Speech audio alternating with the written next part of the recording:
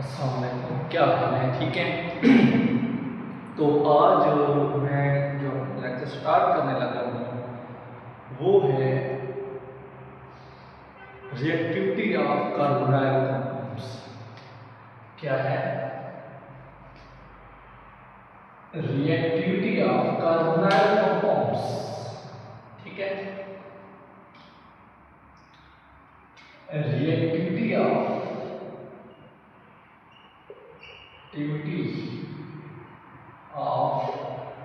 Carbonyl compounds. Carbonyl compounds, carbonyl compounds की reactivity. Carbonyl compound उन compound को कहते हैं जिनके अंदर C डबल बॉन्ड O पाया जाए। ठीक है, और मोस्टली कार्बोनाइल कंपाउंड हम एल्डिहाइड और कीटोन को कहते हैं और ये माने जाते हैं कार्बोनाइल कंपाउंड्स। इनकी रिएक्टिविटी की बात करते हैं।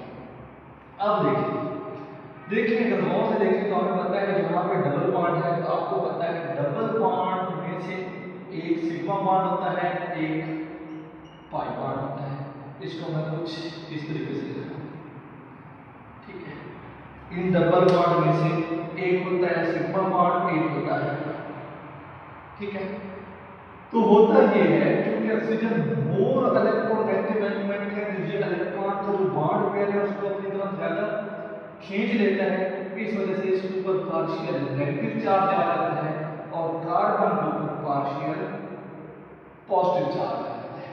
ठीक है, ये आता है इसकी रिएक्टिविटी, ये इसकी इलेक्ट्रोनेगेटिविटी के डिफरेंस की वजह से। अच्छा, इसके ऊपर जो थोड़ा सा पार्शियल नेगेटिव आता है तो इसके ऊपर आ गया पार्शियल नेगेटिव चार्ज, तो ये क्या हो गया, ये पॉजिटिव चार्ज रखने वाली स्पीशीज को अट्रैक्ट करने लग जाता है। क्या करने लग जाता है? अट्रैक्ट करने लग जाता है।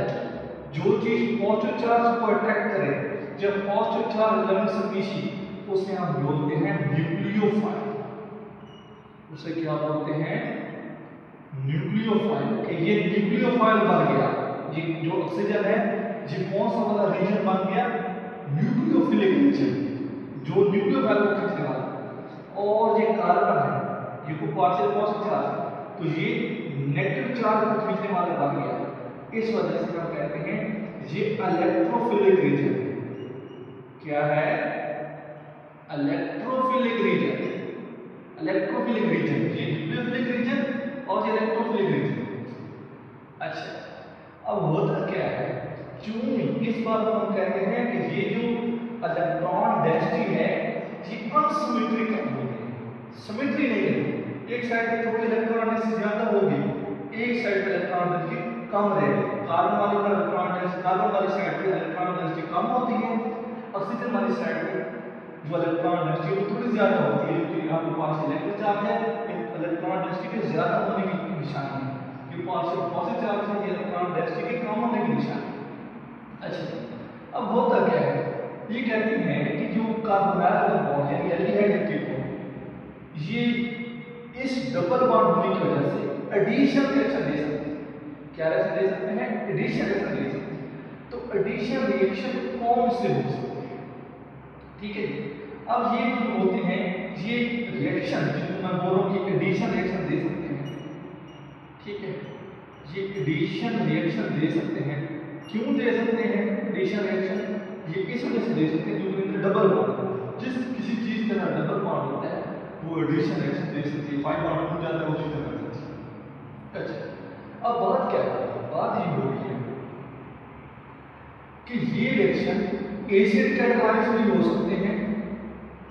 ठीक है, एसिड कैटालाइज भी हो सकते हैं और बेस कैटालाइज भी हो सकते हैं। इस बात को हम बाद में समझते हैं।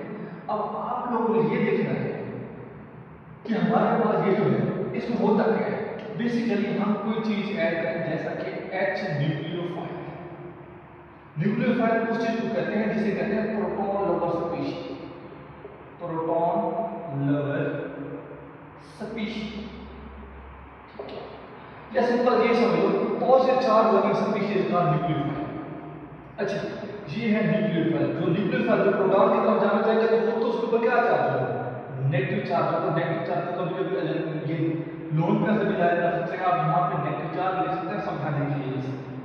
अच्छा, अब ये देखो कि जो न्यूक्लियोफाइल है ये जब जाएगा न्यूक्लियोफाइल ये इसके ऊपर ये नेगेटिव चार्ज है, अगर हम इसके साथ ऐड करना चाहें तो नेगेटिव चार्ज जाएगा पॉजिटिव चार्ज की तरफ और पार्शियल पॉजिटिव चार्ज जाएगा ये नेगेटिव चार्ज। ये तो एक रूल है ना, नेगेटिव चीज पॉजिटिव की तरफ, पॉजिटिव चीज नेगेटिव की तरफ ऐसे खींचती है। तो न्यूक्लियोफिलिक हिस्सा इस जो चीज अटैच करवा रहा है इसका न्यूक्लियोफिलिक हिस्सा इसका इलेक्ट्रोफिलिक हिस्सा इसका इलेक्ट्रोफिलिक हिस्सा इसके न्यूक्लियोफिलिक हिस्सा। थोड़ी बात कॉम्प्लिकेटेड हो गई है लेकिन समझोगे तो आपको समझ आएगा। अच्छा, इसका मतलब कि न्यूक्लियोफाइल ऑक्सीजन के साथ अटैच हो जाता है और बच्चा वो आमतौर पर जो हाइड्रोजन होता है वो कार्बन के साथ आता है। अच्छा, ये बात तो सादा हो गई, बहुत सिंपल बात हो गई। अब इंपॉर्टेंट बात पे जाते हैं, एसिड कैटालाइज या बेस कैटालाइज। इसका मतलब क्या है? मजे की बात है, रिएक्शन में चाहे एसिड कैटालिस्ट हो चाहे बेस कैटालिस्ट हो, रिएक्शन में जो प्रोडक्ट बनती है वो सेम बनती है। होता कैसे है अब ये देखना है। अगर गौर से देखें तो हमारे पास एल्डिहाइड या कार्बोनाइल ग्रुप कुछ इस तरीके से होता है। लेट करते हैं कि एसिड कैटालाइज रिएक्शन है, मतलब जिस मीडियम के अंदर रिएक्शन हो रहा है वहां पर acid as a catalyst use हो रहा है। तो एसिड की ये प्रॉपर्टी होता है कि वो अपने अंदर से H पॉजिटिव आयन देता है। हाँ जी, H पॉजिटिव। अच्छा, अब देखो अगर एसिड के H पॉजिटिव आयन होंगे तो यहाँ पर है कार्बन के ऊपर पार्शियल नेगेटिव चार्ज और ऑक्सीजन के ऊपर है पार्शियल पॉजिटिव चार्ज, ठीक है। और इसके पास दोनों पेयर भी है, सॉरी ऑक्सीजन के ऊपर इसके ऊपर पार्शियल पॉजिटिव इसके ऊपर पार्शियल नेगेटिव। अच्छा, इसके पास दोनों पेयर भी है, ठीक है।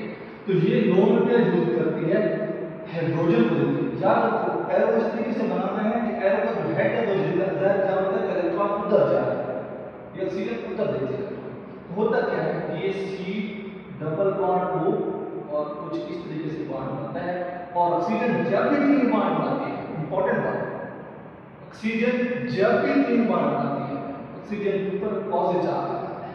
क्या चार्ज आ जाता है? पॉजिटिव चार्ज आ जाता है, ठीक है। जो ही पॉजिटिव चार्ज आया तो ऑक्सीजन अपना लोन पेयर यूज करके ये बॉन्ड बनाती है और ये होता है कोऑर्डिनेट कोवेलेंट बॉन्ड। क्या होता है? कोऑर्डिनेट कोवेलेंट बॉन्ड होता है और मोस्टली ये आप लोग देखते नहीं है, आपकी बुक में कहीं एक जगह पे ये वाला इस तरीके से तीन बॉन्ड ऑक्सीजन के बनाए गए होंगे, वैसे ये नहीं बनाए जाते।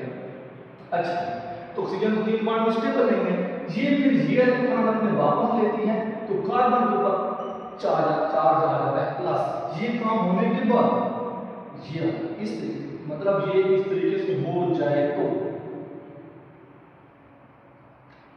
पहले में ये होता है ऑक्सीजन, ये ऑक्सीजन इसके ऊपर अटैक करता है, यहाँ पे ये बॉन्ड बनता है कोऑर्डिनेट बॉन्ड और शिफ्ट होके लास्ट में ये बॉन्ड बनता है। अच्छा, तो इस सारे को हम क्या कहेंगे, ये क्या होगा?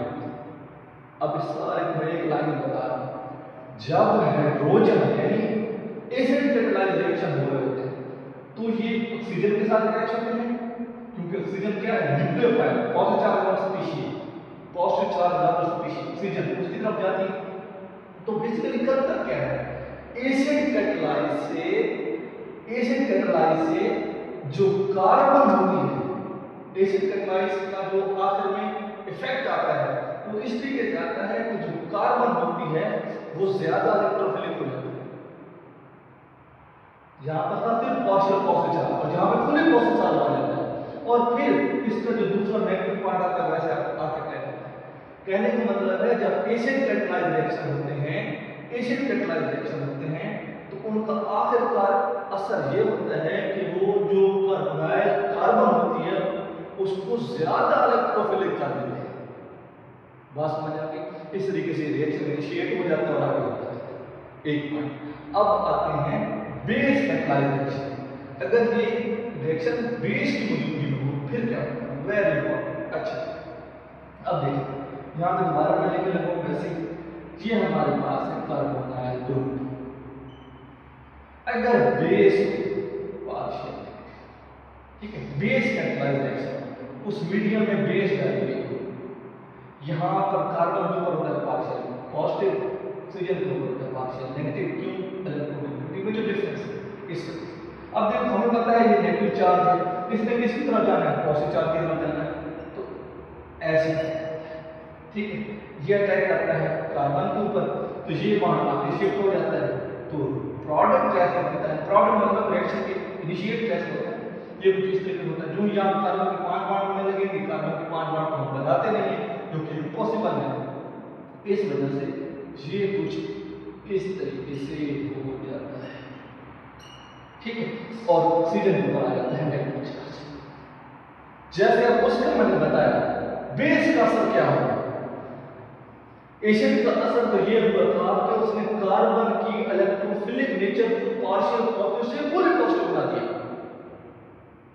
बेस का क्या असर हुआ, बेस का ये असर हुआ कि जब उसने partial positive charge carbon atom यानी इलेक्ट्रोफिलिक कार्बन एटम के ऊपर अटैक किया, तो जो यहां पे हमारे पास ऑक्सीजन थी जो कि क्या थी, न्यूक्लियोफाइल, उसकी न्यूक्लियोफिलिक रीजन को ज्यादा बढ़ा दिया, क्या कर दिया, ज्यादा बढ़ा दिया, पार्शियल नेगेटिव से फुल नेगेटिव बना दिया। इस तरीके से फिर जो दूसरा पार्ट होता है वो यहाँ पर अटैक करता है।